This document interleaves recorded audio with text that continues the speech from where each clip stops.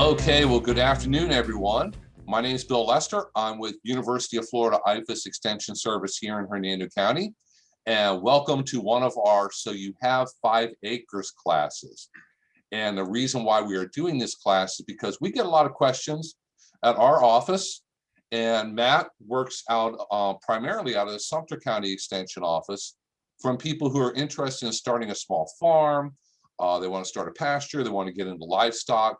So we're trying to create a number of classes to help answer your questions and get you off to a good start. So let me go ahead and turn it over to Matt Smith here, and I'll let him go ahead and introduce himself, and I will keep letting people in as they pop into the waiting room. Thank you very much, Bill. So yes, everybody, hi, I'm glad you're here today. My name is Matt Smith. I'm the Sustainable Agriculture and Food Systems Agent for Hernando, Sumter, and Pasco County. And what that means is my job is to work with growers and prospective growers to help them become more sustainable, both environmentally and also economically as well. My background is actually in agricultural economics. And I've been an agent here with Florida for about 3.5 years now. Really enjoying it, love going out to farms, meeting new people, and helping y'all get started. So, and I'm going to go ahead and shut my video off so I can focus on the presentation. So today, what we'll be going over is the basic essentials for starting your own farm. So, we'll have an introduction to things, then we'll start getting in kind of the nitty-gritty on this. So we'll go over a business plan, we'll go over the legal aspects of starting a farm, ranch, or nursery in Florida. And we'll spend a while on that. We'll also spend a long time with budgeting and pricing. And then we'll go into talking a bit about marketing. We'll talk about securing capital, so securing loans, grants, and things like that. And then we'll talk about the principles of integrated crop management. And the last page will be a list of resources, and I can copy those and put them in the chat when we get there. And then at the end of it, we'll have some time for some questions. I'll stick around as long as need be. There's a lot of information on this, but the talk is nowhere near comprehensive. This can be considered more of like a jumping off point. People write whole books on this stuff, and I highly suggest that you read them because it is a lot of information that you need to know to go into farming. Some agricultural operations are more complex than others. And there's a lot of like nitty-gritty things that go into each different kind of sector of agriculture or different things that you're growing or raising. But there are some things that are fairly universal, and that'll be mostly what we talk about today. And again, I specialize in cropping systems. My background is more in that, along with agricultural economics. But since this is the pretty universal stuff, most all of it is going to apply to livestock operations as well. So the first thing that I ever really try to ascertain whenever somebody calls me up and they say, hey, I have 5 acres, I have 10 acres, and I want to start a farm, what do I do? The first thing I try to do is get to know them and really get them to ask themselves, who are you? Because when you are starting out a business like this, the first thing you should do is really take some time for some introspection, because a lot of, what kind of farm you're going to operate and how you're going to operate that really depends on you. So, first and foremost, the basics. Are you comfortable working outside in any kind of weather? Are you okay waking up at 5 in the morning when it's raining and going outside and working? That's going to be a necessity. But even down to things like, okay, how risk averse am I? How comfortable am I with debt? How comfortable am I with running a business? What kind of background do I have? What's my financial literacy? Have I run a business before? Have I worked at a farm before? What things am I passionate about? All of these things we're going to go into it, even down to, are you a people person? If honestly, you would happily not interact with another human being for the rest of your life, selling at a farmer's market probably isn't for you. There's other avenues to take, but that's a good thing to go ahead and rule out based on who you are. So the first thing would be to sit down and just take some time with you, or you're just yourself or anybody you're partnering with, and really kind of figure out who you are as people, and then we can help tailor that business towards who you are. Hopefully it'll help you, make you a little more successful. Next, we start talking about the business plan, and really all of the topics that we're covering today will be part of the business plan. So it's a good thing to go ahead and jump off with this.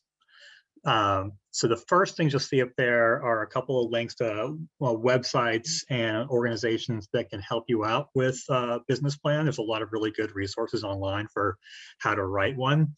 We'll go over it pretty briefly today. The first thing to consider is that the business plan, this should be a living, breathing document. It is something that you can add on to later and change as your business changed. But when I say living, breathing documents, I mean, when you're first setting this up, yeah, throw things at the board and see what sticks, and experiment, creative destruction, figure something out. But once you have your business plan set, think of it as a living, breathing document the same way the US Constitution is. It's something that can be changed, but should only be changed later on when you've given it some really serious thought. So, the markets have really shifted, or new regulation has come in and you need to change some key parts of your business. Then you go into it. The document's going to give you a few things that you're going to be writing down into it in this plan. So an overall blueprint of the organization. It'll be things like, what, where, and how you sell. Are you going to raise livestock? Are you going to raise strawberries? Where are you going to do that? Are you going to have the operation? Is it at your home? Is it somewhere else? You're going to be, leasing land? Is that the case? You have an opportunity to lease 5 acres. How you sell. Not just, am I going to sell at a farmer's market, but okay, are we going to be a cash only business? Are we going to take credit cards? If so, which institution are we going to work with for that? The organization and the staff roles, who's the chief officer? Do you have a chief financial officer? Are you going to do your own accounting, your own taxes? Are you going to hire that out? This information should be in here because at the end of the day, it's going to be a plan for the future, but also a future reference point. Something that in the future, if you feel like the business is kind of starting to slide away, you can look back to it and kind of ground yourself and get a sense of, okay, right, this is what we originally planned to do. We need to maybe go back to that, or maybe it's time to do some updates. Another thing about the business plan is that it is, it's a good roadmap to have. It also shows that you're serious. And for these reasons, it's often required for grants or loan funding. The actual things that you would have in this business plan, along with those higher concepts, are more nitty-gritty things. So things like balance sheets, cash flow projections. How much money do you see coming into the business? How much money do you see going out of the business? Again, obviously, we're in the planning stages. These numbers don't have to be exact, but they should be realistic and they should be based on research and real-world data. Break-even analysis, what your break-even costs need to be, and we'll go into that a little later in the pricing section. The sources and use of funding. Are we going to be completely self-funded? Are we going to get loans from a bank or another kind of lending institution? How are we going to use these funds? And then also taking into account, interest calculations and tax costs and loan repayment plans, because along with the, you have to keep in mind whenever we're figuring out how much revenue we need to generate each growing season or each year, we also have to take into account the cost of borrowing money, so the interest, and the cost of doing business in the US of A, which is taxes. So all those things need to be into this business plan. Really, really important. I highly, strongly recommend that you do it, and take some time to do it. I mean, this should take you, honestly, a couple of weeks at least, really, to really be planning this thing out. And that's at the minimum. So now we're going to talk about the legal side. And this question is going to be pretty big. So if you haven't made that coffee yet, I might suggest doing that. because there's a lot of legal things that go into just starting a business in Florida, but also starting a farm.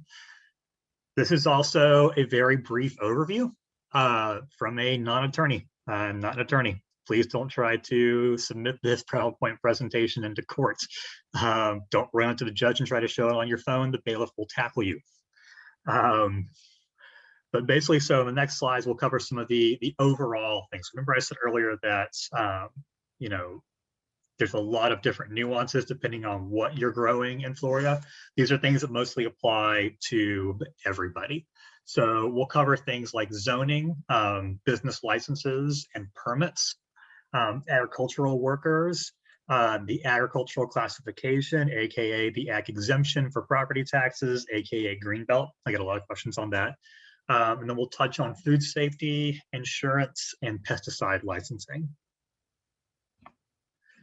So the first thing to take into consideration is going to be zoning, because you need to make sure you can actually start a farm where you are. If you're out in the middle of a very rural area, you're probably zoned agriculture and it's not an issue. It's really important though, if you're in an urban area or if you're in a mixed urban rural area, because sometimes what'll happen, you know, if you're in an ag zoned area, I mean, you can pretty much do whatever the heck you want as long as it's ag related, obviously. But if you're in like a, you know, an ag rural kind of border area, there may be limitations, you know, maybe things of, you know, you can't have more than one, you know, barn or large structure, or you can have a structure, but it has to be, you know, at least 40 feet away from your property line or things like that. It's going to be different in each county or city. So you'll want to verify with your city or zoning, city zoning office, first of all, where you are zoned, what you are zoned for. And secondly, you know, once you figure that out, okay, what limitations do you have based on that zoning? And can you work with them to, you know, possibly change the zoning in your area? You know, let's argue for that. One thing to note on here for people who are interested in starting honeybee operations, Florida's Right to Farm Act does prevent local governments from regulating apiaries. Apiaries are regulated at the state level through the through FDEX, the Florida Department of Agriculture and Consumer Services. So business licenses and permits. So Florida doesn't require you, and this is by statute, to have a business tax receipts or an occupational license to sell your farm products, as long as those products are grown by you in the state and sold in the state. You don't need to have a license or anything like that. Licenses are generally for more like trade specializations. So if you're like, you know, an optometrist or things like that, you need a license. Or if you're operating a restaurant, something like that, those are licensed ones. But for agriculture, farming, you don't need that. You do still, though, need to be able to pay taxes. So you do need to obtain your tax ID numbers for the farm business. That's going to be your tax ID, sales tax, and employer's tax. You will probably need to register your business with your municipality and or the state. And that just kind of depends a bit on which kind of agricultural operation you plan on doing. Some counties have specific requirements as well. So you'll want to consult your local tax collector's office because they can give you all that information. And then also, it would be wise, in my opinion, to consult with a professional tax advisor to go ahead and best position your farm when you're first in this planning stages to pay the least amount of tax as possible while still paying all the taxes that you owe. With nurseries, Florida regulates the nursery business more than it regulates like its row crops or things like that, because we are worried about both plant material that comes into Florida and plant material that comes out because of the introduction of diseases or spreading diseases to other places. Florida being a very warm, humid client where the ground never freezes is an absolute hub for diseases and pests that affects agriculture. And so FAX is very stringent about this. So if you are looking to start a nursery, you'll be regulated through the Division of Plant Industry, which is part of the Florida Department of Agriculture and Consumer Services. There's two different kinds of registrations that you would potentially need. So if you are just producing or growing plant material and you're looking to sell it and distribute it, you register as a nursery with them. If you are just buying from a different registered nursery and the whole purpose of that is to resale or go in professional landscaping services, then you have register as a nursery stock dealer. So if you're growing the plants, you register as a nursery. If you buy the plants for resale, then you need to register as a nursery stock dealer. If you're looking to sell at a farmer's market, the farmer's market is required to get a copy of that that license, that registration from you. And the same thing goes if you try to advertise. By law, you need to have these registrations to be able to advertise and operate a business in the nursery sector in Florida. If you are starting a nursery, you want to contact your local Division of Plant Industry inspector because they're the ones who will be able to help you start the process. They're going to have to come out and inspect your operation. And only after that inspection and a few other things will you be able to be registered as a nursery or a nursery stock dealer in the state of Florida. Agricultural workers. Again, I cannot stress how abbreviated this section is. This is a very, we're just going to cover the absolute basics of this because otherwise, I mean, you can spend a whole course on agricultural workers. So let's go over some of the key topics on here. So over the course of operating your farm, either right now starting out or down the line, you're going to end up having actually a very diverse workforce. You may have employees who are there the entire season or the entire year. You may have seasonal hires, so people who come in just for things like the harvesting season or the planting or something like that. You may also take on students, people who are studying like agribusiness or who want to be farmers in the future, who are in school for it, and also interns, people who, aren't looking to go to like the University of Florida to learn how to do this. And that is one thing too. If you are interested in starting a farm, but you have no agricultural experience, I highly suggest that you reach out to a local farm that does the kind of farming that you're interested in and see if they are interested in taking you on as an intern and do an internship with them for a season and work the land. And you'll learn a ton. You'll also get a really good feel if this is actually something that you want to invest the next 10 years at least into. Farm labor is regulated by several agencies in Florida, a lot of them. All hires, you need to provide them with a labor contract, and that labor contract needs to specify both the pay, how they're going to be paid, and also their work location or locations. Ag workers are protected by the same sexual harassment and anti-discrimination laws as non-farm workers. You need to be aware of that. You need to be enforcing those provisions. For comprehensive information, all of this comes from the 2017 Handbook of Employment Regulations affecting Florida farm employers and workers. If you decide that you do want to hire people, I strongly suggest reading that handbook and following it because it is the law. Florida farm workers are subject to the same minimum wage laws as non-farm workers. So whatever the minimum wage in Florida is, it is going up over the next few years. You need to be paying your farm workers that minimum wage.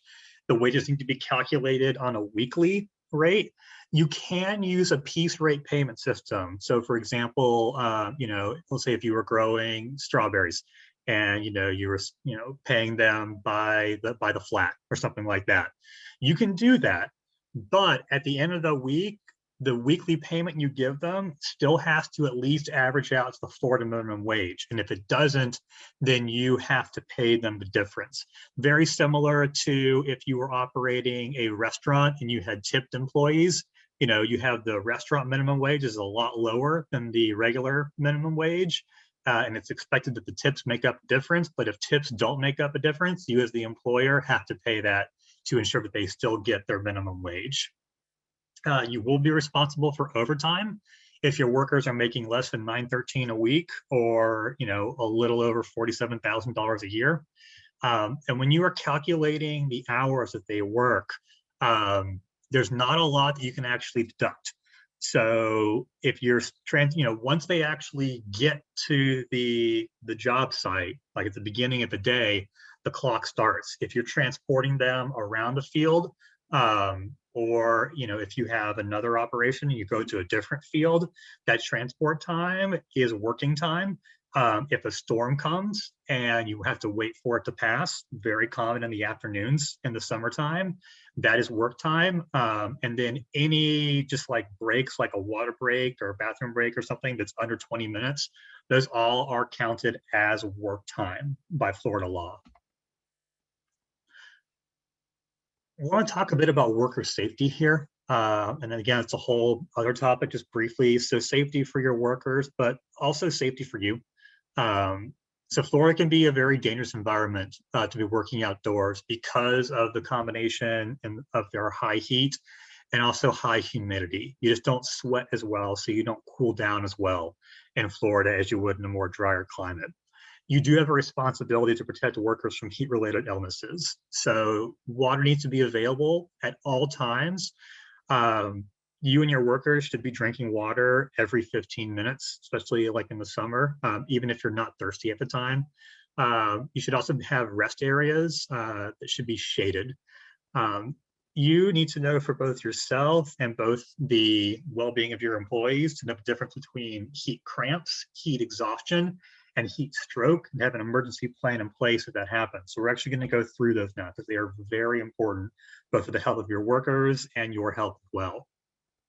So you'll progress in these stages. So your first is going to be heat cramps.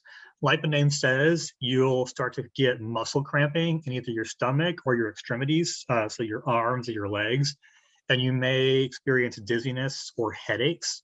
If that is allowed to progress, you'll go into heat exhaustion.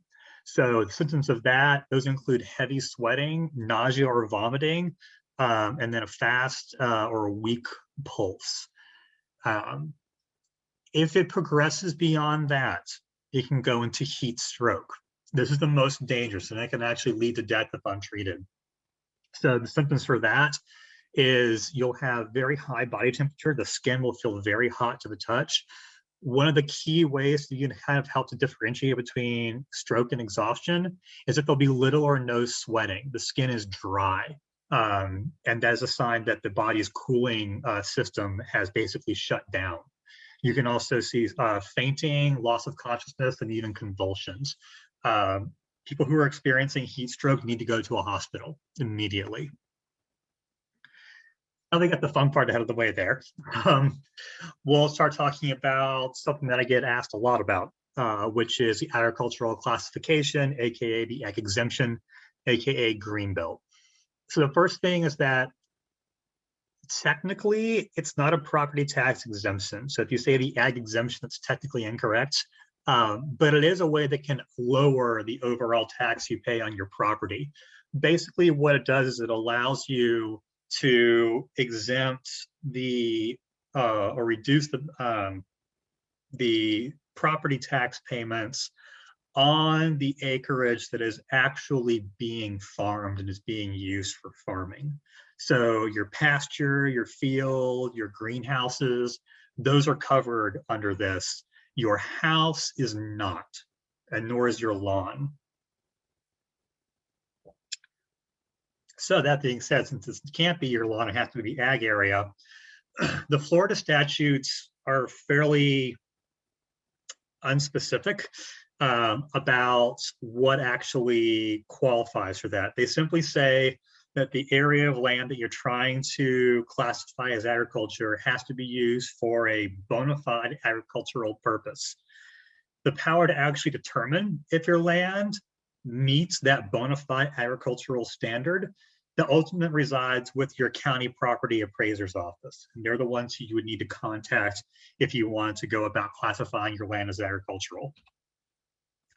So there are some guidelines for this. The actual laws pertaining to the ag classification are found in two areas. You have the Florida statutes, which basically says that, this exists and here's what it does. And then the Florida Administrative Code, that goes into more detail about, resources for the property appraiser and for you, things that they can consider whenever they're making their decision, and the things that they cannot consider. Generally, though, the rule of thumb is that, the properties that I know of, the growers that I've worked with who receive the ag classification, they're the ones where the land is clearly being managed, and managed is one of the key things here, for the express purpose of making money through agriculture. So if you have a garden and you occasionally sell the excess from that, probably not going to get that exempted, because the primary purpose of that is a garden. If the primary purpose is to make money, if you have a small acreage, but you have a greenhouse and you're growing things for sale, you have a better shot of being able to exempt that land. The guidelines the Florida Administrative Code lists, there's a few of them. Some of the big ones, they include things that they can take into consideration if the land qualifies. That would include expert opinions. So in theory, they could call me and say, hey, have you been to this property? Can you go out there? Can you tell me if it's bona fide or not? They can take into account the landowner's occupation or business. One thing to keep in mind, though, is that that one, that cannot supersede the intended business that's actually going to be conducted on the land. But something they can take into consideration. They can see if the land on the property is suitable for agriculture. So they're not going to give you greenbelt if you say you want to grow hay in a canyon, because the land is not suitable for that kind of agriculture. They can take into account zoning as well. If you're straight up zoned urban and there's no way you can get around that, they can take that into account. Doesn't mean these things will make or break it, but they're things that they take into consideration. It's guidelines that the Florida Administrative Code gives to them. There's some things that they can't do, though. So they can't set a blanket minimum acreage. So they can't have, an internal thing that says, no parcels under 5 acres can be considered. So they can't set a blanket minimum acreage. But the caveat to that is that they can take acreage into account if they're assessing if that acreage is reasonable with respect to what you intend to do with it. So if you are, wanting to grow heirloom tomatoes, you want to do 5 acres of heirloom tomatoes. Yeah, that's reasonable.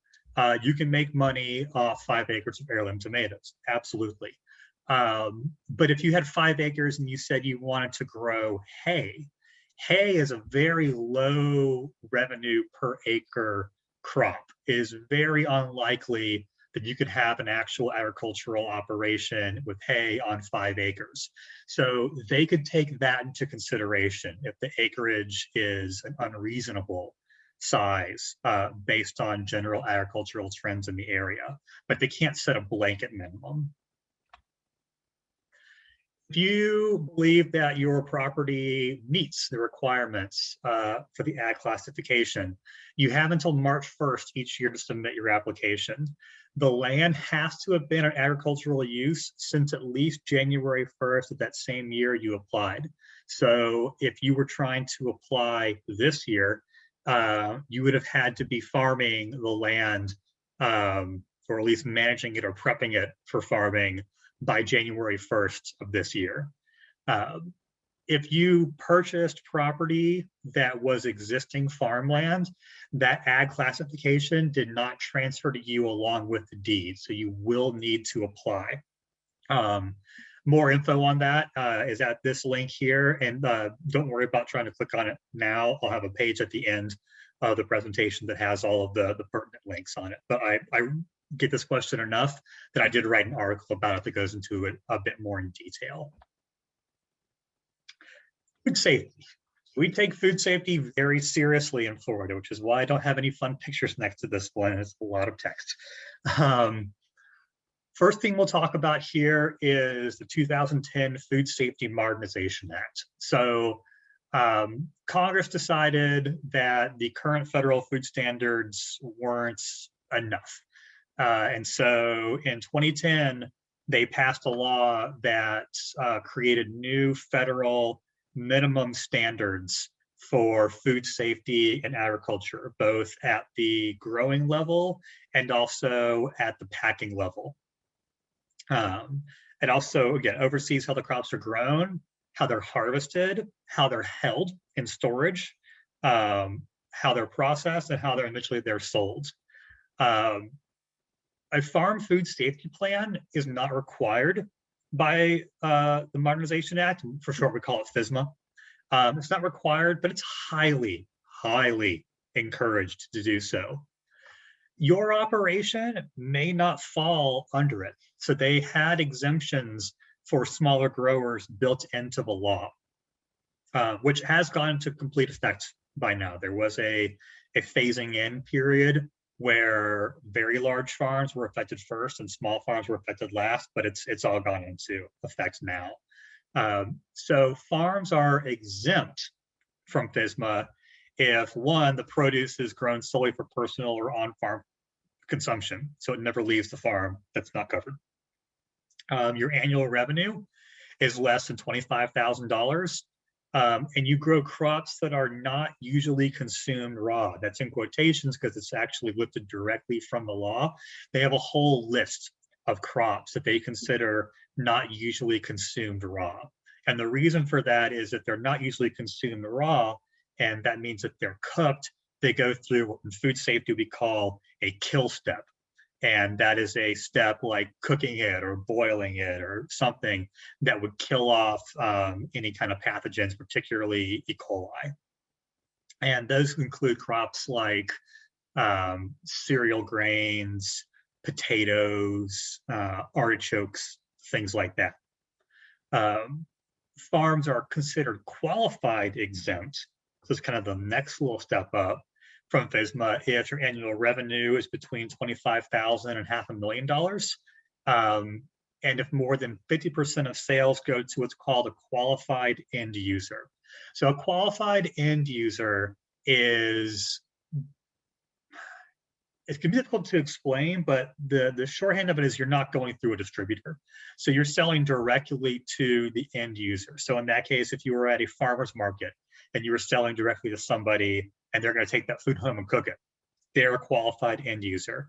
If you sell to a restaurant and that restaurant is going to cook it and immediately sell it to its customers, they're a qualified end user. But if you sell it, so basically like a 1 degree of separation or direct from the person who's selling it you to the person who's going to be consuming that food. So again, if you sell directly to a customer who's going to go home and cook it, they're a qualified end user. If you sell to a restaurant who then cooks it and sells it to a customer and they eat it, they're a qualified end user. But if you sell it to a distributor who then sells it to the restaurant who then serves it to the customer, that's 2 degrees of separation. They're not a qualified end user. So if more than 50% of your sale go to these qualified end users and your annual revenue is under $500,000, you are considered qualified exempt. So you don't have to go through all of the procedures and requirements that are under the Food Safety Modernization Act, but you do have some are responsible for the labeling and record keeping requirements that are part of this law. UF, in a partnership with Cornell University, does teach classes on the Food Safety Modernization Act. I highly, highly recommend that anybody, particularly those who are considering growing food crops, take that course. And I'll have a link to that at the end of the presentation. So FSMA is the federal minimum for food safety. So that is the minimum, well, that's the requirement the federal government can put on you. But the private sector can still more. There is a specialized one in Florida for tomato growers. That's another like minimum, a state minimum standard.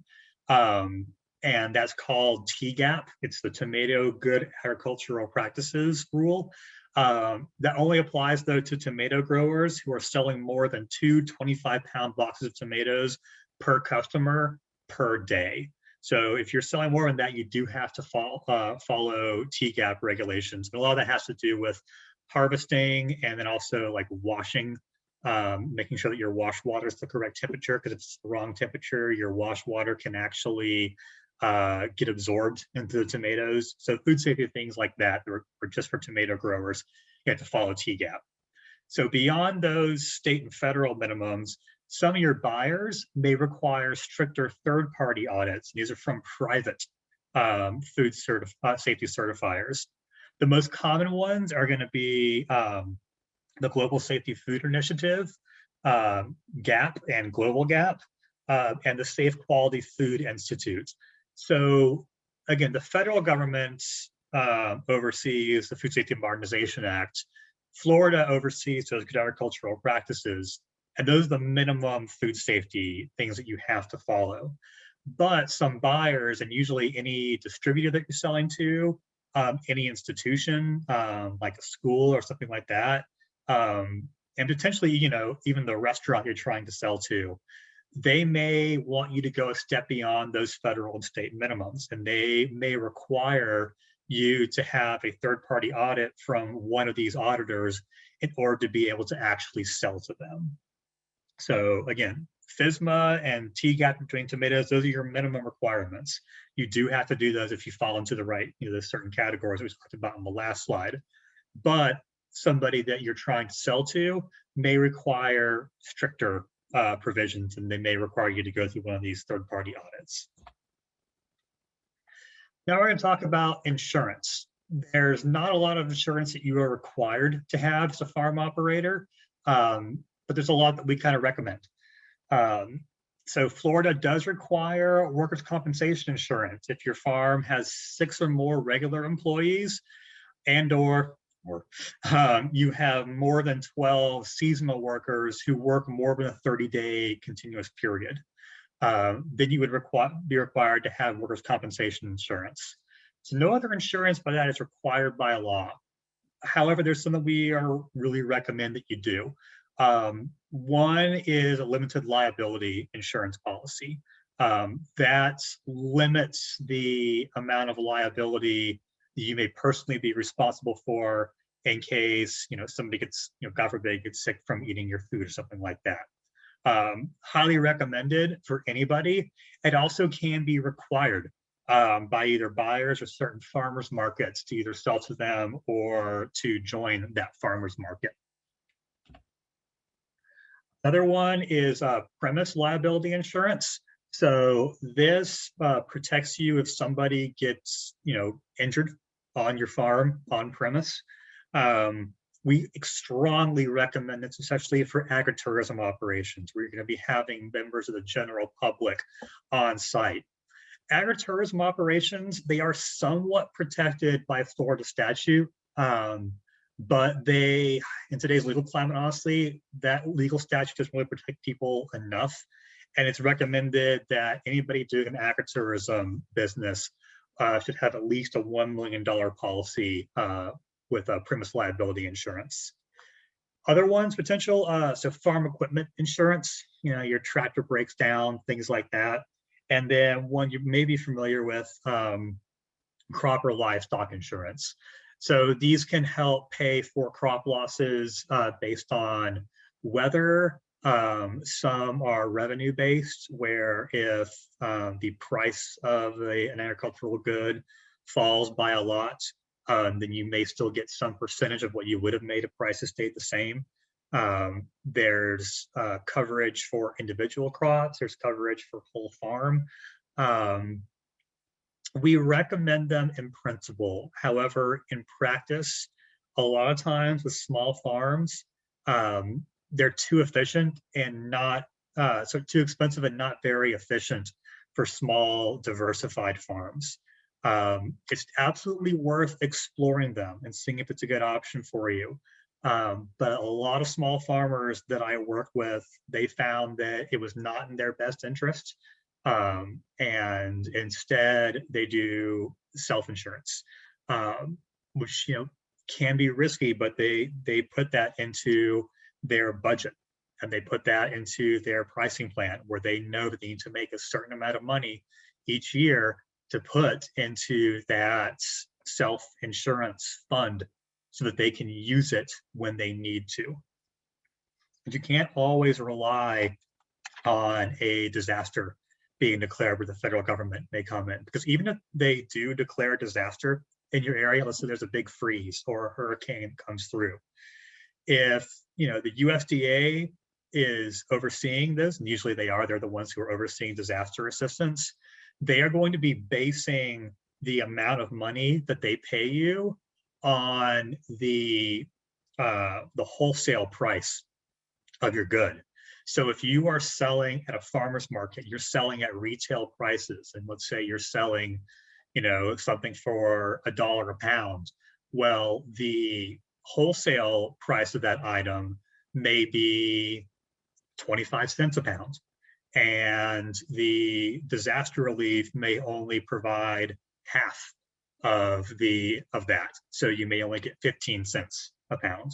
So you can't, again, so even if disaster is declared in your area, you can't really rely on that as being a substitute for having an insurance option, whether you go through an insurance company or you do self-insurance with the rainy day fund. Now we're going to talk really quickly about restricted use pesticide licensing. So if you wish to purchase and apply restricted use pesticides and you're doing them on your own farm, you have to obtain what's called a private applicator pesticide license. Pesticides are broadly put into two categories. You have your restricted use and your non-restricted use. Restricted use ones are ones that are deemed particularly hazardous in their concentrated and even diluted forms to human and environmental health. And as a consequence, you require a license in order to be able to purchase and apply those chemicals. If you decide you want to do that, and a lot of conventional growers do, you need to obtain this license. If you are an organic grower, I don't think I've encountered any organic pesticides that are also restricted use. So you probably wouldn't need to worry about that.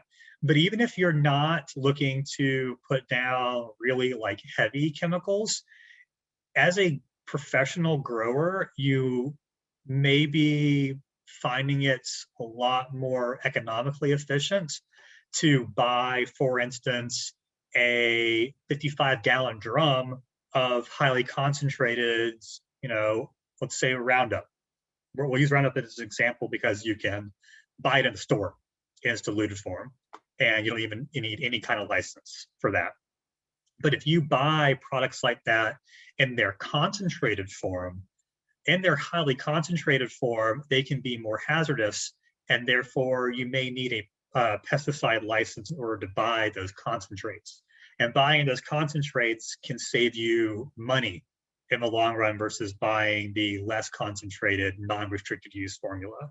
So again, even if you're not putting down something as heavy as like Dormex, which is a defoliant that's used for blueberries and requires you to wear like a full respirator and be in an enclosed tractor, even if you're not looking to do that, just being able to buy pesticides in their concentrated form may make this worth your while. To get it, it's pretty simple. You have to pass 2 tests and you pay a $100 fee. Those tests, though, are actually fairly difficult. They go over a lot of legal requirements, but they'll also test your ability to identify certain weeds, certain insects.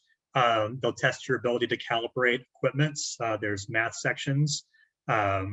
So it is worth getting study materials and really going over it. The Florida Department of Ag is the governing licensing body.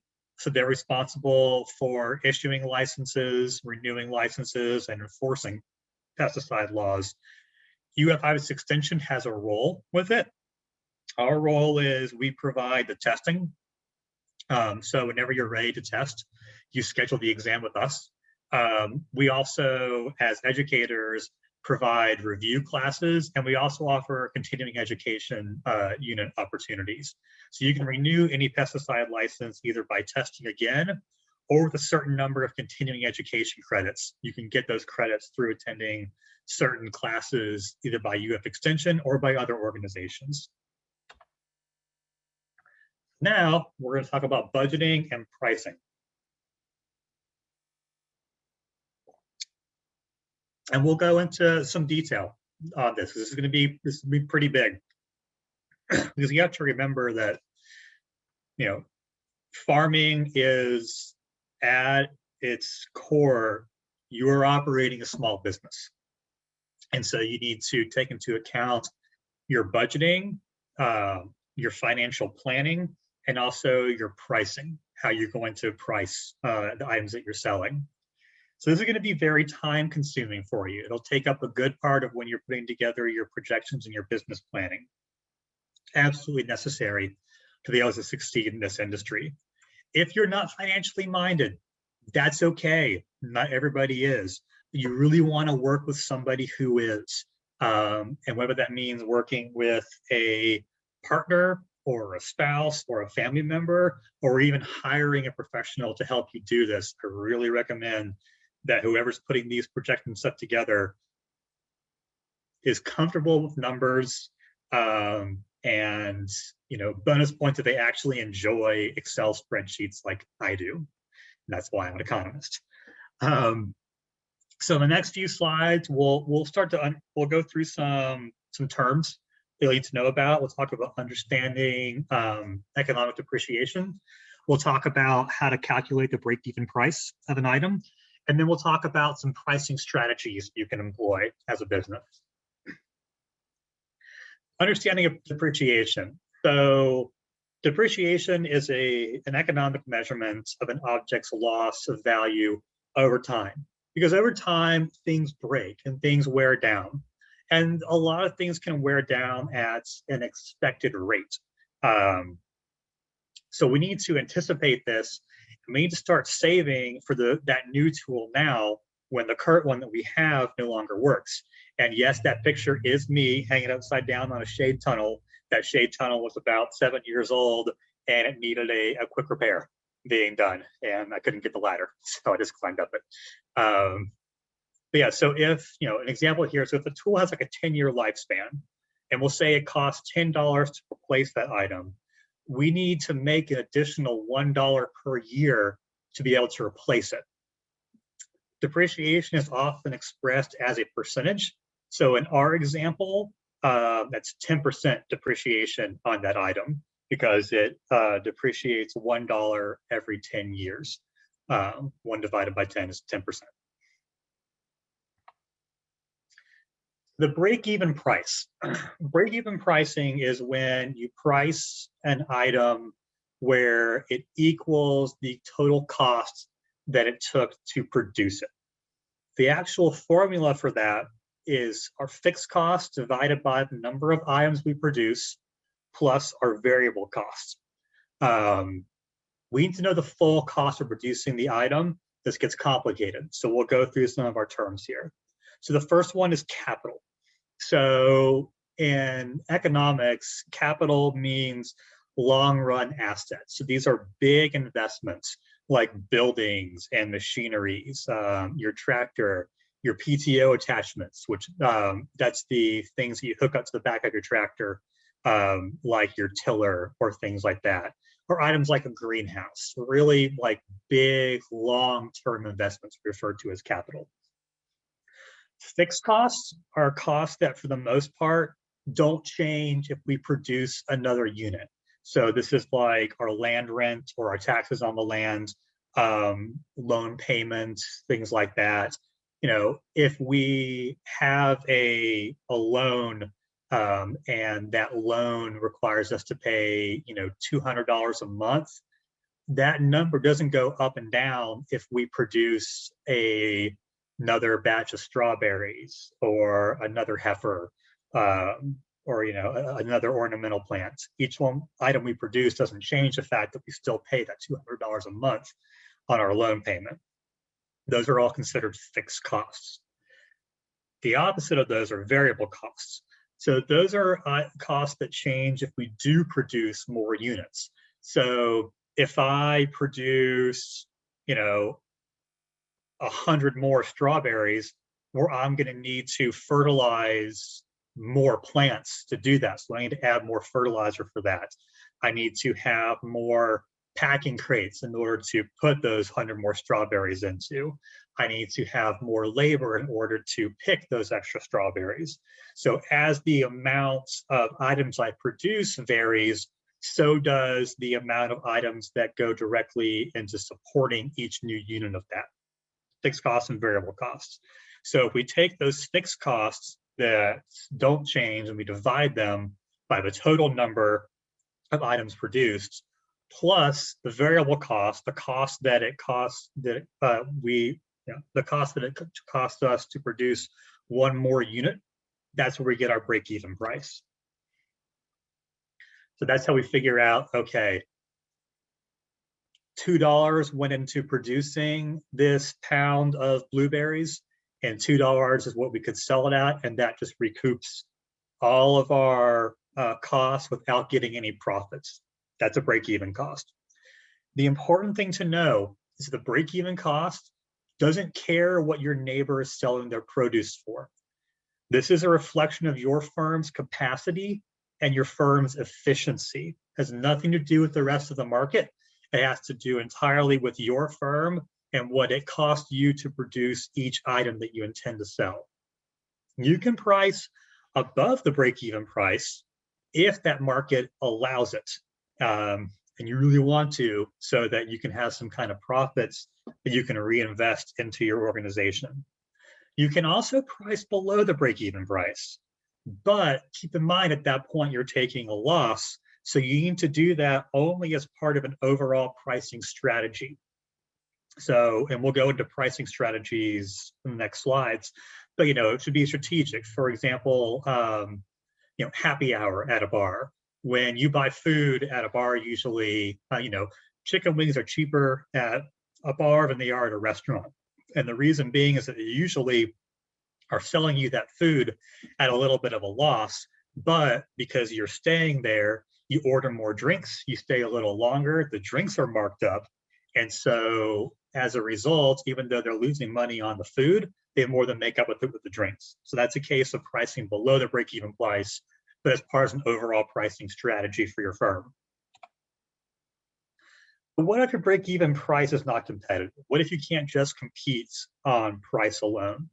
That's not the end of the world. For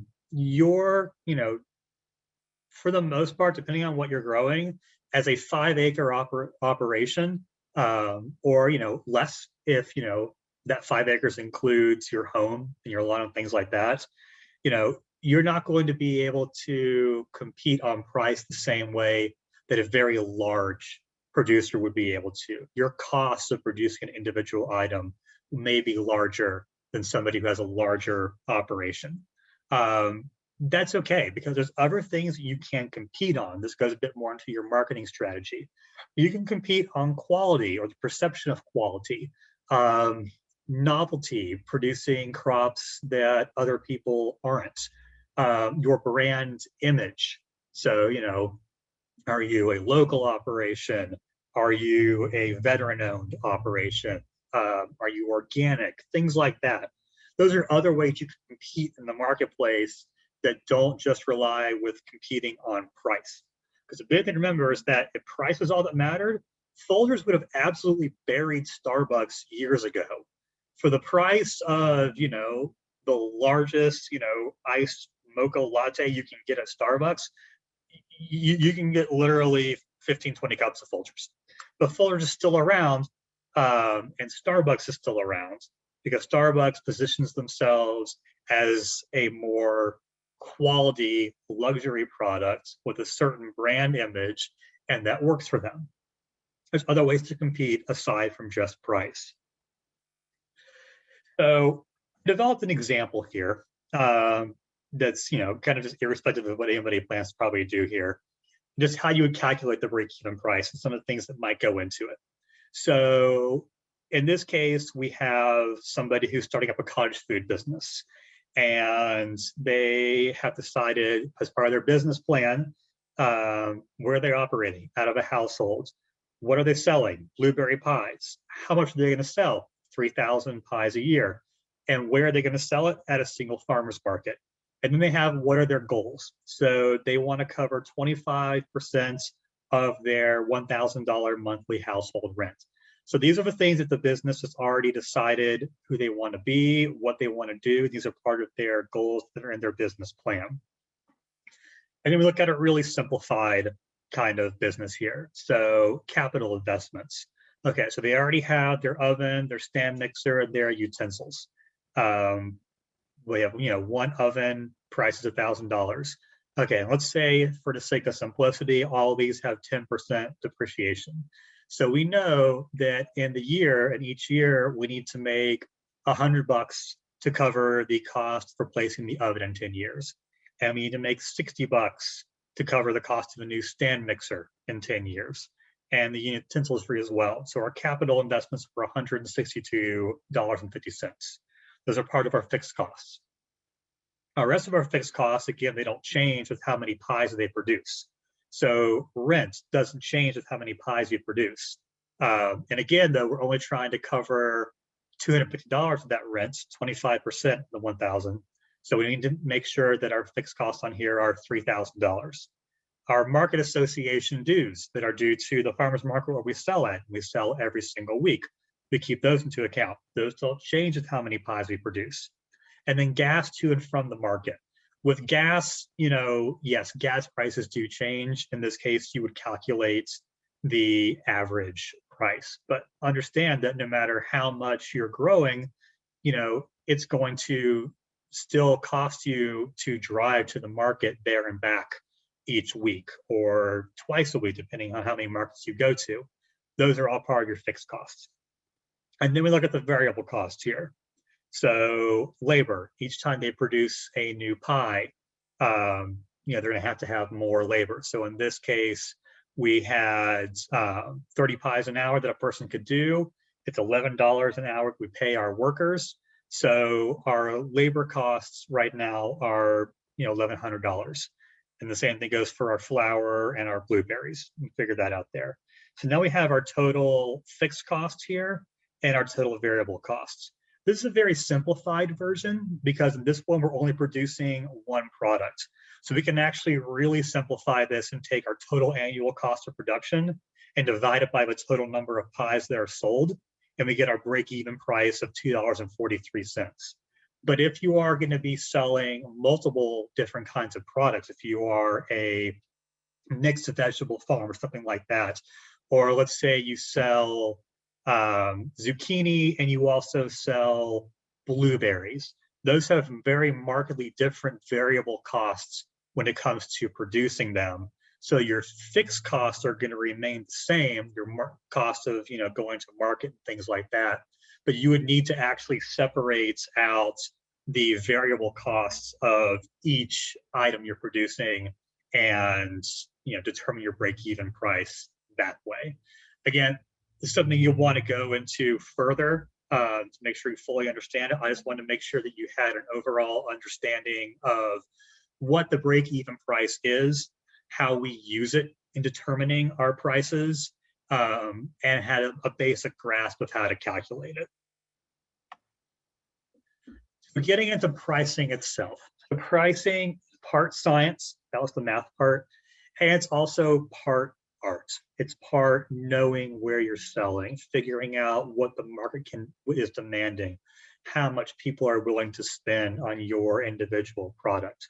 So you really need to know what you're selling, the brand image behind it, and also where you're selling and who you're selling it to. How much can these people afford? Things like that. So you want to first calculate your cost of production and your break-even price, and that's kind of your starting point. And you can develop a marketing and pricing strategy from there. You need to make sure that you're accounting for both current and future financial needs. Be thinking 10 years down the line. Are you going to need to be saving up for retirement? Do you have kids who are going to college in 5 or 10 years? These all need to be considerations that you make. You also need to make sure that you are paying yourself. Your cost of production should include your own wages, and they should be a living wage that you can live off of, that you can pay your mortgage on your home with, things like that. The last thing you want to do is to have it where the price that you're selling something at is only covering the cost of the farm operation. And at the end of the day, your farm is in the black, but you personally are in the red because you've covered the cost of growing this crop, but you have not covered the cost of paying your mortgage or your rent. So always keep in mind that you pay yourself a fair wage, and you pay yourself a wage you can live off of. Pricing strategies. So now that you have your break-even cost, and you know the minimum that you can sell this product at without losing money on this individual product, we can think about pricing strategies, how we want to price, how we want to sell it. So one way to look at it is markup pricing. So with markup pricing, we have our costs, and we say that we want to mark up everything 25%. So if it costs us $1 to produce an item, we're going to sell it for $1.25. The other way to look at it is what's called margin pricing. So with margin pricing, we price to ensure there's a certain percentage of the price that is profit. So if I want a 25% profit margin, and I'm selling for $1, I want 25% of that dollar to go towards profits. So it's basically the same kind of thing with different ways of looking at it. Strategies like loss leaders. So this is pricing below what it costs to produce an item. This is the bar and happy hour example. We may be used for market penetration, going into a new market. Maybe we're producing a new crop, and we're selling it at a bit of a loss. We have the other crops that we've historically been doing, that's our bread and butter crops, that can counteract those losses. Penetration pricing. So this one, the pricing is to gain a foothold in a new market. So in this case, the price is above the break-even cost, but it's lower than competitors and lower than your desired markup. So again, you're not selling it at a loss, but you are selling it at lower than what you would ideally want to, so that you can break into the market. And once you're established in that market, and you have a good, sure footing where you feel like you can compete more with your competitors on the same price level, you can raise your prices to get to your desired markup or profit margin. With volume pricing, so that's going to be strategically lowering the price per unit on the condition the customer buys a lot of the same products. This is your Costco or Sam's Club model, or your bulk fertilizer, or even buying large amounts of concentrated pesticides, which we talked about earlier. Buying at high volume or selling at high volume with the requirement that the customer purchase a large amount can be very beneficial for you, because it ensures that you sell everything that you have. It's going to be a little more predictable. The next one would be product bundle pricing. So that's going to be if you sell two products together for less than if the customer bought them separately. This is your classic coupon thing. So, if you buy one pizza, then you get the second one for half off. If you're selling vegetables, each individual vegetable is, $1 each. But if you buy a vegetable basket, then the cost of that basket is less than if you bought all of those individually. Value menus at fast food restaurants, same kind of thing. This is product bundle pricing. Price skimming. So this is a case where you are new in the market and you're the only person who's selling this product. You sell a product at a very high price, and you're making a lot of profit on it. Your profit margins are very high. And then when competition starts to come in to the consideration, then you start lowering your prices to compete. You take advantage of what we call in economics the first mover advantage, the first person in the market, the only person selling this product. And then when you start to get competition, then you start dropping that price down to be competitive with your new people who are entering the market. And then premium pricing. So that's a case where you sell a product at a high price and you never drop it because you're taking advantage of quirks with human psychology. So consumers may pay more based on perceived quality, rarity, or other aspects, and they perceive that something is quality because you are charging them a higher amount for it. So the reverse can actually happen too, where just setting the higher price may lead consumers to increase their perceived quality of it.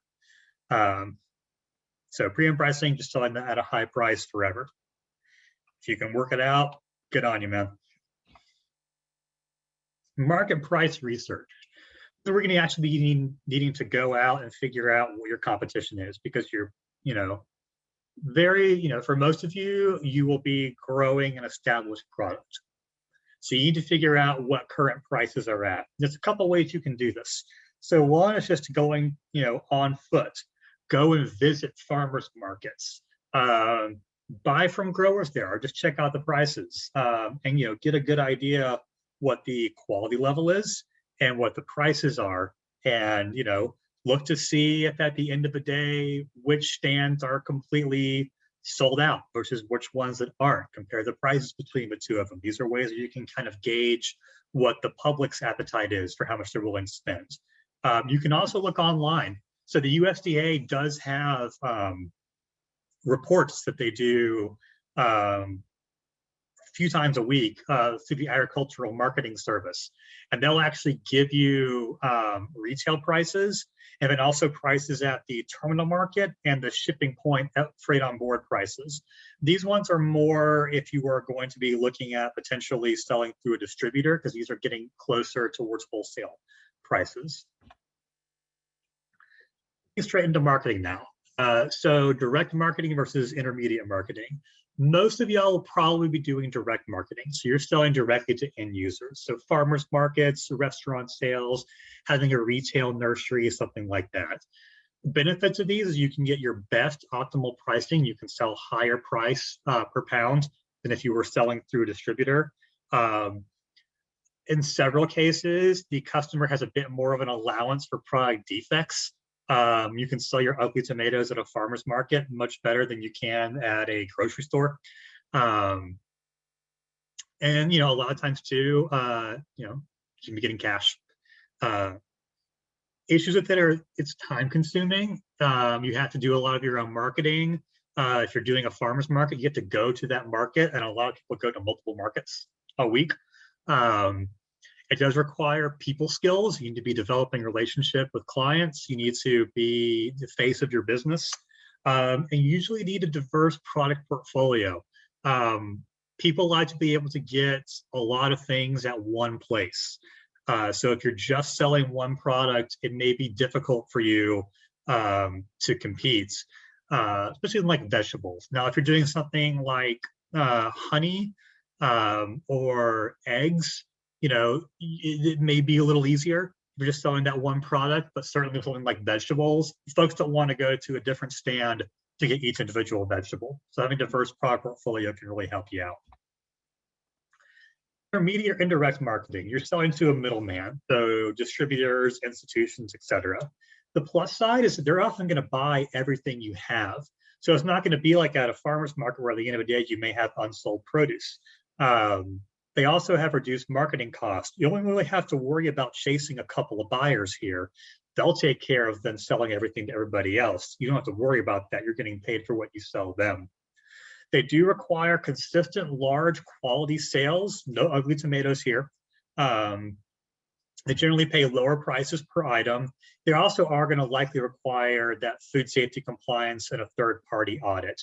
A lot of you won't be doing this, off the bat, but if you do decide to like form a cooperative, if you want to chase something like a farm to school program, so institution like that, it's something to look at. But a 5-acre property would be very difficult for you to be able to get consistent large quality sales for this. But if you team up with a bunch of other farmers, it becomes more likely impossible. And there is a movement in the intermediate marketing space to be buying more locally. There are opportunities there. You just need to be aware of the the caveats associated with this and take those into account when you try to start to make those plans. For an example of the pricing differences here, I actually looked at one of those USDA marketing reports. This was a while back, in March 1st of 2019. This is a 25-pound box of tomatoes.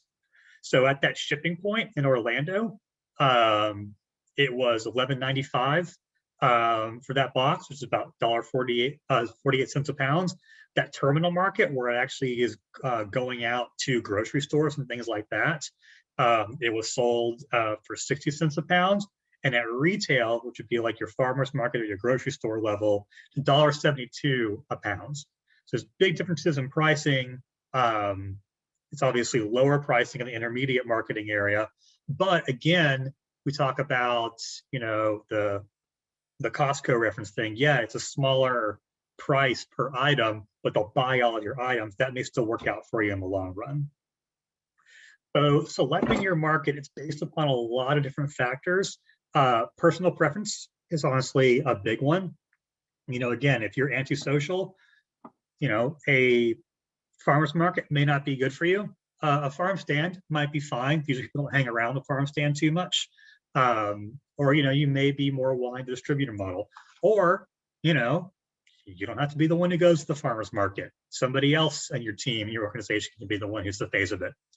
It'll depend on your farm output and your efficiency, whether you can meet those distributor requirements or not, and your product quality. You are not limited to one market. You can sell to a variety of markets if it's beneficial to you. So you can mix and match if it works for you. If you decide that a farmer's market is the way to go, USDA and FDAX do have lists of farmers markets. Some markets might have a waiting list for vendors. So it's a good idea to shop around and contact a lot of them and figure out who you can sell with right now. The markets might require certain things to join. So one, liability insurance, which we talked about before.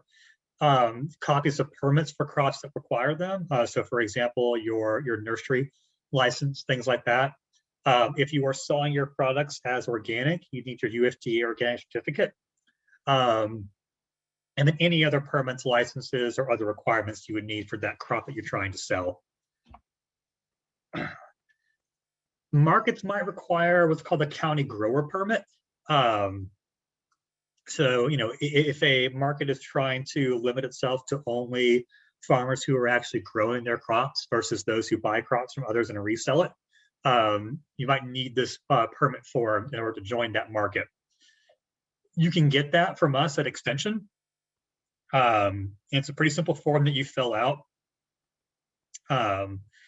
Somebody from Extension has to sign off on that form, and it may require a farm visit. So or if you're not in Central Pasco or Hernando County, your local agricultural extension agent may require a farm visit if they don't already know your farm to verify you're actually growing those crops that you're selling.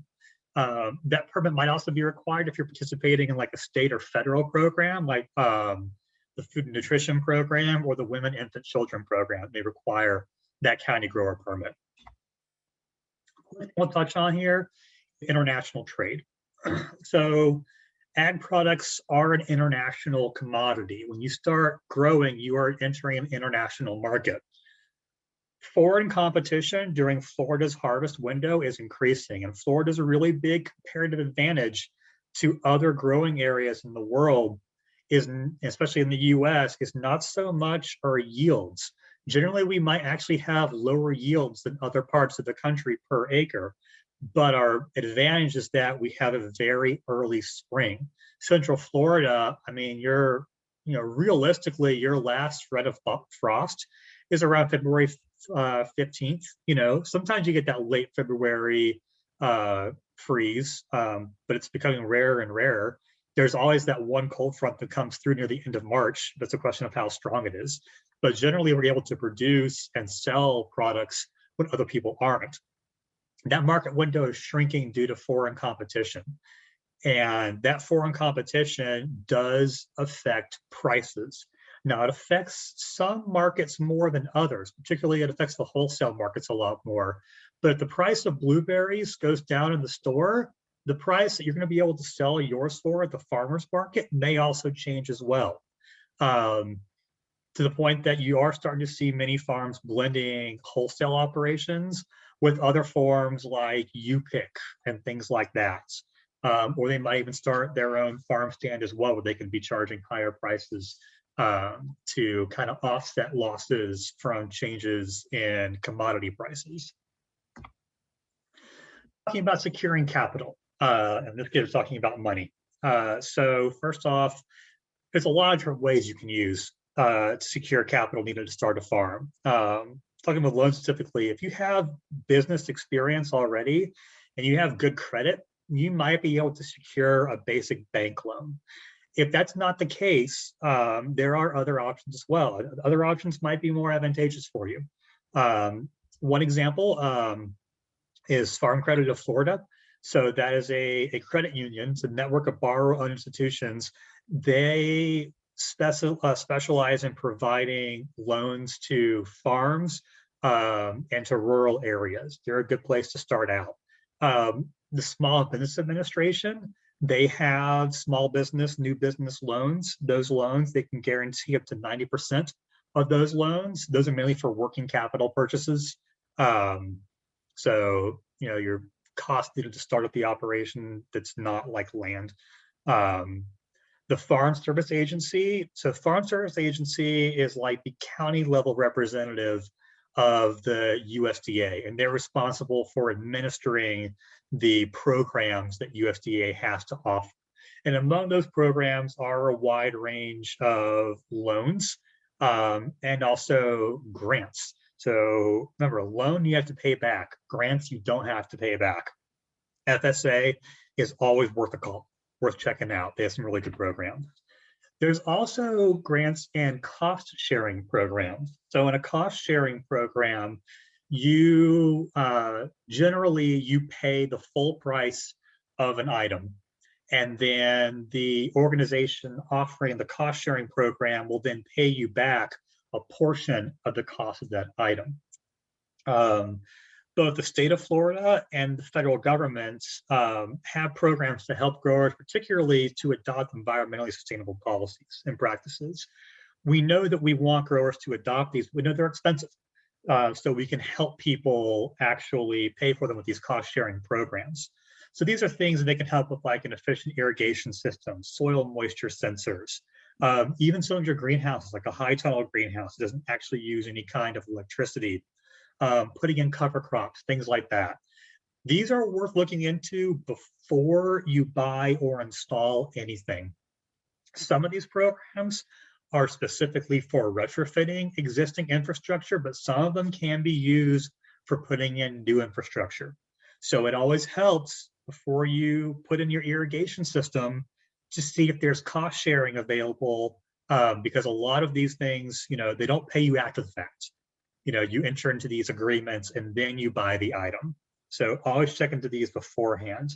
There's plenty of people who offer these, both FDACS, the USDA, NRCS, their Natural Resource Conservation Service. The local water management district has really good farm cost sharing programs. Check these places out. They can be really good resources.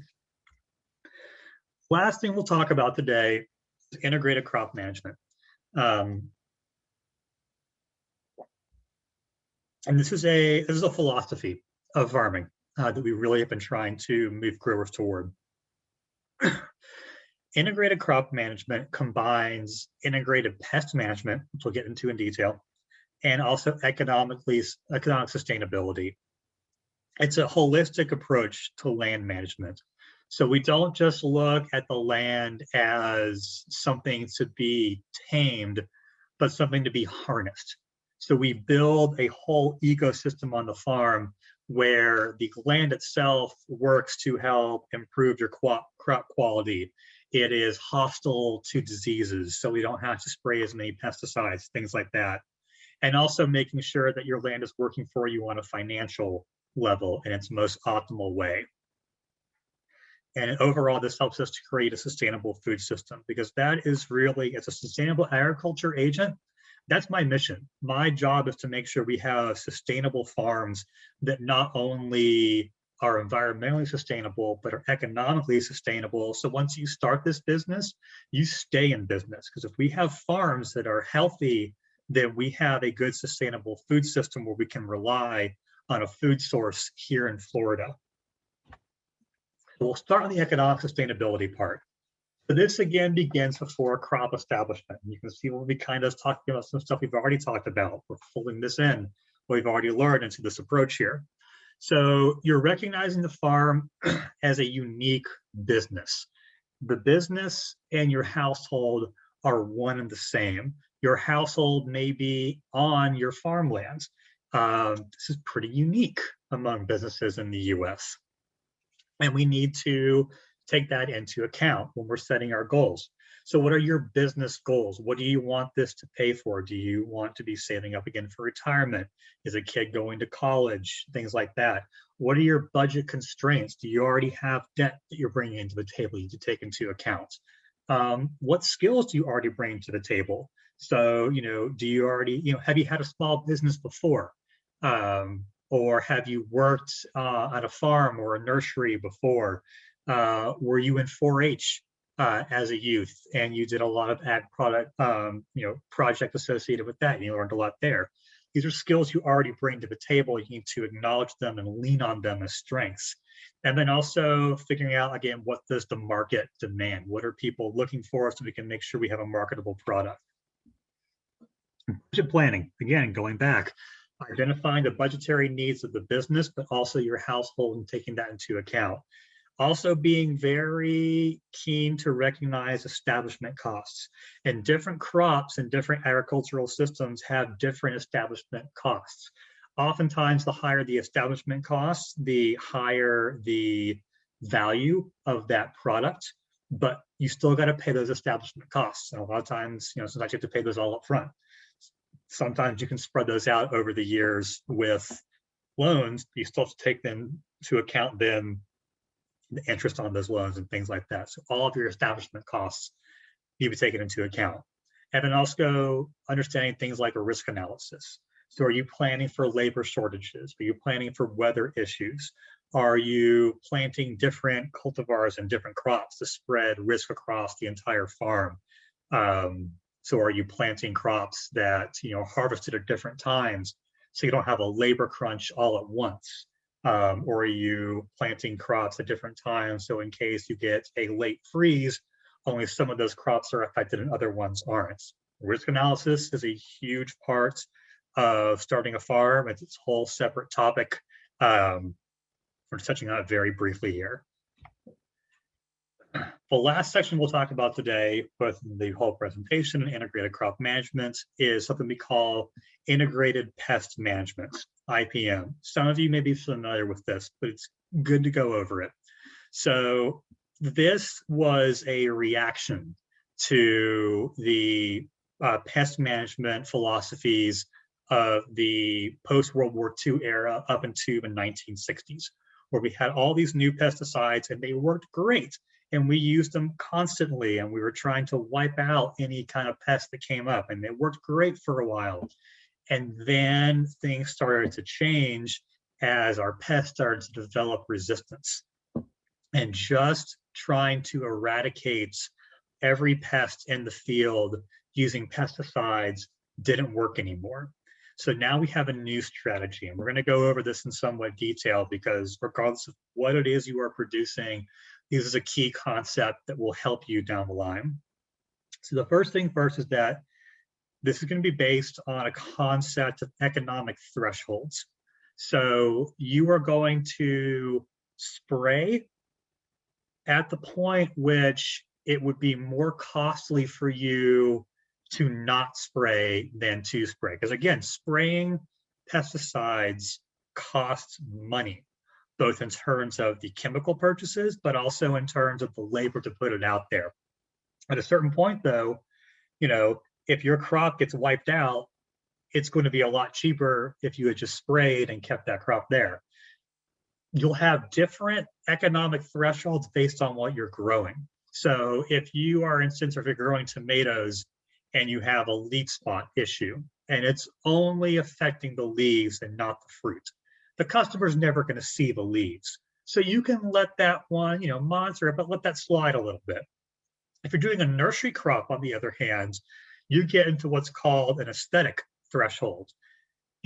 People want to buy perfect looking plants. That leaf spot on the tomato, not a big deal. Leaf spot on your lower petalum, that's a whole different issue. You need to treat that. So your treatment thresholds might be different. One of the big differences too from the old style is that we're not thinking about eradicating pests anymore. We're talking about suppressing them. We want to get the pest level down enough that it's not affecting our bottom line. We also have a decreased reliance on chemical solutions, less reliance on actual pesticides. We increase our reliance though on scouting, on proper pest identification. So if we do treat, we're treating for the actual pest that's there, and also using cultural, mechanical, and biological solutions. Chemical's still part of it, but it's not the be-all, end-all. So cultural things. These are practices to prevent the establishment or reproduction of already established pests. So part of these things are things like putting your plants in the right environment. So if your plants don't really like having wet roots and your ground is normally wet, well, you put them in raised beds. So they're in a good environment where they're not stressed out, because plants are like us. When they get stressed out, their immune systems get compromised. Certain plant varieties have genetic resistance to certain diseases. It may be natural, it may be a result of genetic engineering. If you have plants in the field, if you select plants that are naturally resistant to these problems, to these different pests, you don't need to spray pesticides for them because their genetics take care of that for you. And then also, if you're buying plant material from like a nursery or something to plant in your field, before it even gets planted, ensure that plant material is disease-free. Go through and check the stuff before you put it in your field. And if you see problems, reject that order and send it back to the nursery. You don't need to put that problem into your field. Mechanical and physical, these are methods that actually physically remove pests or prevent them from entering. So if you have a plant that has a virus on it, we really can't treat for viruses. So the best way to do that is to rogue those plants. And roguing means to remove them from the production area and destroy them, either by burying, deep tillage, or burning, depending on what the problem is. If you have a disease outbreak, a lot of that stuff can overwinter in plant material like fallen leaves or things like that, because again, the ground doesn't freeze here. So thoroughly cleaning the field of debris at the end of the season, if you had an issue, that can help to remove it. And then, putting up barrier. If your issue is, in the case of citrus, we have a big problem with the Asian citrus psyllid. It's a flying insect. It's a vector for citrus greening disease. One solution people have found is to put nets over the plants, or to grow all their citrus in screen houses, physically, mechanically separating the plants from the pest. That's mechanical or physical practice. Biological, that's combating your pests using natural competition. So if you have aphids releasing a swarm of ladybugs would be an example of a biological control. Also avoiding using broad spectrum pesticides. So if you use a broad spectrum pesticide when you're spraying, you're killing everything that it touches. And that can also kill off your biological competitors, so things that are naturally going to attack your pests. So sometimes we have to do broad spectrum pesticides. They should be a last resort. And finally, chemical. Chemical solutions are part of integrated pest management. They're very important parts of it. They're often considered a last resort, but in some cases, it's the first and only resort. There are some pests where if you find them in your field, you need to spray immediately, because if you're seeing the adults flying around, then there's already ones in there who are laying larvae, and the larvae are the problem.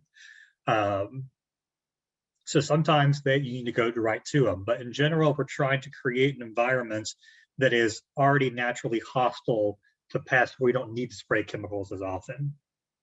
They should be used, again, properly to avoid harm to beneficials and to avoid the onset of pesticide resistance. That's the last thing we'll talk about, is understanding pesticide resistance. This is what actually happens when it becomes resistant. So this is Darwin's theory of evolution based on natural selection at work in the field in real time. Anytime an animal is born, it has a chance for a mutation to form, a random genetic mutation. And in the case of these pests, that mutation can render the chemical that actually kills the pest in the pesticide ineffective to them. So we have an example here where in our first generation, we have these white bugs and this red bug. These white bugs are normal bugs, but this red bug just happened to develop a mutation, a certain gene that made it resistant to our pesticide. So no pesticide is perfect. So when we sprayed, we killed most of the white insects. 2 still survived, and our resistant red one survived. So what happens? This red one goes on to mate with one of these white ones. And when it does, it passes that genetic mutation that made it resistant down to its offspring. So when we have a later generation, all of those offspring now start to become more and more present in the population. Your population in this case now is equal, ones that are resistant and ones that aren't. So if we spray the same pesticide that has the same mode of action, the same way of actually killing the pest, what's going to happen? Well, we're going to wipe out most of these white ones again. And now these red ones are the dominant pest in our field. And these are all resistant. So, and these will continue to pass down that genetic resistance to their offspring to the point where at a certain point, your whole field is full of genetically resistant pests. So that's why we talk about rotating pesticides. When you rotate a pesticide, you need to make sure you're rotating not just the brand, but what's called the mode of action, the way that it actually kills the pest. So what that'll do is if we spray it like here in the beginning, we sprayed this first one and it killed all the white ones. Well, if we spray again, but a product with a different mode of action, the odds that this red one developed mutations that made it resistant to both the first pesticide and the second pesticide, the odds are astronomically small. It's not going to happen. So by rotating, we ensure that we killed the white ones with the first one, but then also the red ones with the second one. So that's how pesticide resistance forms, and that is how we keep it from happening. So that's basically the end of this topic. There's a heck of a lot more, though, to go into. I have here like a list of resources, and I'll go ahead, I'll put those into the chat as well. These are all of the like big places that we talked about, from IFAS Extension, which can help you out with your day-to-day farming stuff, starting a new business. This website, the U.S. Small Farms and Alternative Enterprises website, is a fantastic resource. It is a compendium of all of the UF IFAS documents on starting a new farm, all put together into a new website. We also have a book that was published couple of years ago called the Florida Direct Marketing Handbook. A lot of this presentation, portions of it, came from that. It is a fantastic resource. It's like $20. It's the best $20 you'll ever spend when it comes to this. It's very short and to the point and gives you a really good jumping off for all of like the nitty gritty things of starting a farm, particularly in Florida. And then we have other links to other organizations. So FDACS, the Farm Service Agency, and Natural Resources Conservation Service for loans and cost sharing grants. The Small Business Administration and the Florida Small Business Development Center. These are both places that can help you out with resources on how to do a business plan, farm credit for loans. And then we talked about the Food Safety and the Food Safety Modernization Act training. This is where you go to get that training. We historically have had in-person training. That's not happening right now. We do have live training opportunities that are digital online through Zoom. There's also an online course that's online only, and it's like a work as you go, learn as you go on your own time kind of deal. That one is a bit more expensive than the live trainings, but the live trainings always happen on weekdays. So if you currently have an 8 to 6 job, then that online as you go may be a better option. And I told you earlier I'd written an article about the ag classification. That's this one here, that explainer there. So I'll do that and put that in the chat for this. Lastly, this is my contact information. I know we're kind of running a little over time already. I'm happy to stay around to answer questions, but if you have any more you want to ask me, not right now, you need to go somewhere later. Here's my phone number, here's my email address. Please feel free to reach out. Again, my specializations are more in ag economics, but also in cropping systems. If you are looking to start a livestock operation, I may be called in to help a little bit with the business planning side of things. But if you're in Sumter, Pasco, or Hernando County, Laura Bennett is your livestock agent, and she's fantastic. You'll have a heck of a good time working with her. So at this point, last thing I'll ask you to do is if you could please take the post test. I'll go ahead and put that link into the chat. Let me get out of this so I can post it. Again, we live and die by our surveys and extension. This is basically the same one you took earlier. Really helps me out in making sure that my program are doing best for you and making sure that you're learning stuff from this. Okay, that was great, Matt. Gosh, I learned a lot. I thought it was really interesting. And thank you for everybody who has already emailed me. Like I said, we are recording this and we will have it on YouTube. It'll take a day or 2 or 3 probably for us to get it up. But if you email me, I will email you the link once we have it up. So my email I put in the chat box, but let me go ahead and read it off. It is WLESTER@UFL.edu. And when we get the recording of this up, I'll send you a link. And if you're interested in starting any kind of livestock operation or pasture operation, be sure to sign up and tune in tomorrow at noon for part 2 of So You Have 5 Acres with Laura Bennett. And Laura will be talking about pasture management. So for anybody who's interested in any kind of horses, cattle, any other kind of livestock, she is the expert on pastures. You can send me your lawn and garden questions. I send her all the pasture questions. Okay, Matt, I did see one question on here. Sure. Let me scroll up. Lillian asked, is there a website where it shows the different agricultural exemptions? For example, you need 100 beehives to get the exemption. So yes and no. It depends on your county. So each property appraiser in each county is their own separate entity from any other county. And so they have full recourse over their requirements and their guidelines. So some of them will list on their website some of the guidelines they work with, particularly with, something like, how many hives, per acre, or how many, certain number of acres and a certain number of cows to qualify, things like that. And again, that goes back to where they can't set a default minimum acreage for the exemption, as in no farms under 5 acres, but they can take into account what would be considered a reasonable acreage to accomplish the agricultural business you're trying to create. And so some property appraisers websites do list that, some do not. And you would need to actually contact the property appraiser's office to get more information on that if they don't list that.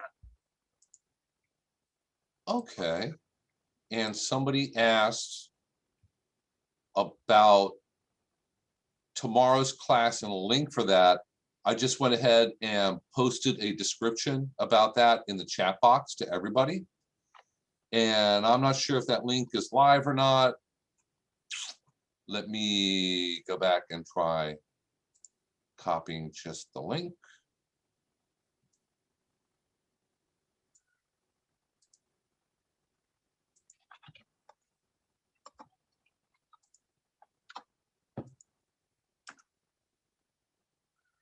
Okay, yeah, the link is live.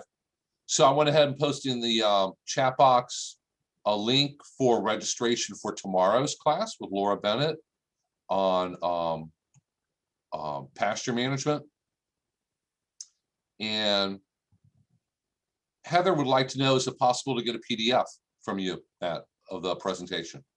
Yeah, sure. I guess, Bill, if you have everybody's email, I can edit out the slides that say, like, record, things like that, and put it into a PDF format. Yeah, it's no problem.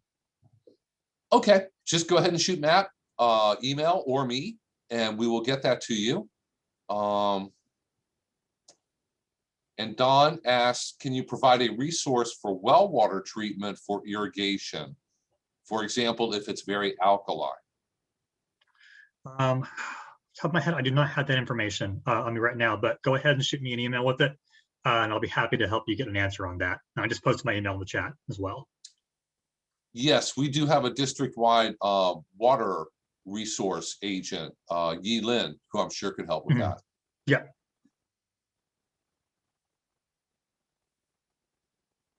And let me scroll down here. Phyllis says, 1,000 thanks. Will you have a permaculture type course? Want to do permaculture sometime? That's a really good idea, actually. So I appreciate you telling me that. I'm always, looking out into the community to see what people are asking for. So I will make a note of that. You might see that in the future. Okay, Ashley wants to see it also. I do that also. Sometimes in classes or on Facebook, I'll just ask people, what are you interested in? What would you like us to do a class on? And looks like permaculture is a winner. Awesome. Okay, Mark likes it. Yeah, we're getting a whole lot of yes, love permaculture.